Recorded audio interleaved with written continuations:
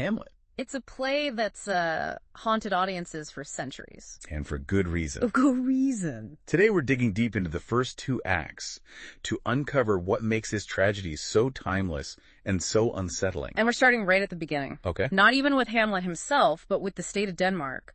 Shakespeare doesn't just drop us into a story about a family feud. Right. He gives us a kingdom on edge, a nation preparing for war. Right. You can practically feel the tension on those castle ramparts even before the ghost shows up. And speaking of the ghost, this isn't your typical spooky specter. This one comes packing literally full armor, looking exactly like Hamlet's dead father. Wow. I can only imagine what I'd do if I were one of those guards. Well, and that's the brilliance of it. Shakespeare gives us Horatio, The scholar as a witness. He's skeptical by nature.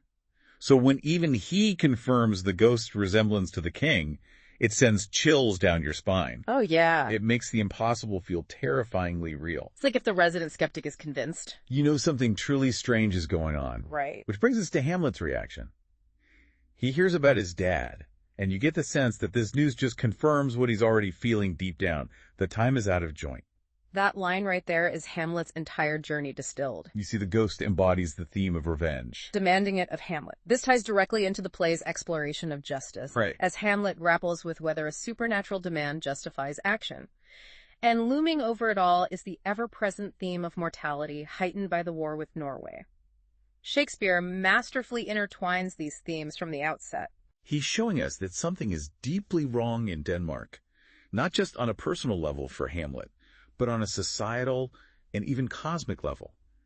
It's as if the natural order of things has been disrupted, thrown into chaos. And it's that sense of disruption that really explodes in Hamlet's first soliloquy. Oh, yeah! You know, the one I'm talking about. Oh, that this too solid flesh would melt. It's like a punch to the gut even after all these years. It's raw, it's honest. And it perfectly captures Hamlet's emotional state. He's grappling with the loss of his father, sure. Right. But it's his mother's hasty marriage to Claudius that really seems to eat away at him. Oh, absolutely. And those little aside comments Shakespeare gives Hamlet, those really get under your skin. Like, a little more than kin and less than kind. He's letting us in on his true feelings about Claudius in a way that none of the other characters can hear. Exactly. Those asides are crucial. They create this incredible intimacy between Hamlet and the audience. We understand his inner turmoil in a way that even his closest friends in the play don't. Yeah. And when the ghost reveals the truth... That Claudius murdered him for the throne. What? It taps into a rage that's already simmering within Hamlet. So we've got this ghostly dad demanding revenge, a new king who's already suspicious, and Hamlet caught in the middle. You'd think he'd just jump at the chance for revenge, right? But that's what's so fascinating about Hamlet. He's not a man of impulsive action.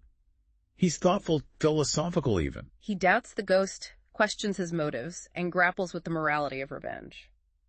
It shows us that this isn't just a simple revenge story. Right. It's about something much deeper. He's wrestling with some really big questions, the kind of stuff people have been debating for centuries.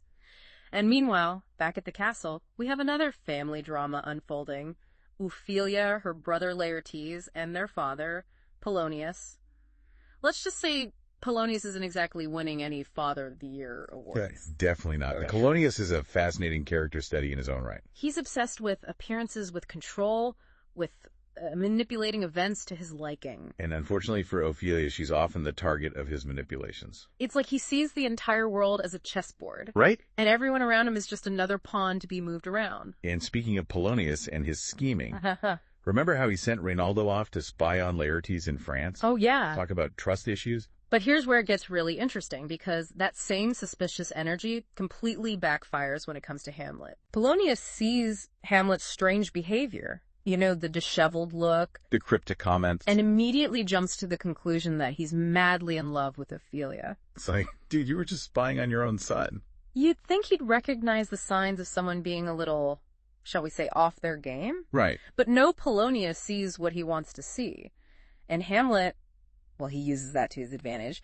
Enter the antic disposition. This is where Hamlet's genius and his desperation really come into play. Yeah. He adopts this facade of madness. Okay. But as you read, you start to question. How much of it is an act and how much is a genuine descent into something darker? It's like watching a car crash in slow motion. You know, something terrible is happening, but you can't look away. And it's even more unsettling because even As he's playing this part, Hamlet delivers that famous speech about the potential of humanity. What a piece of work is a man!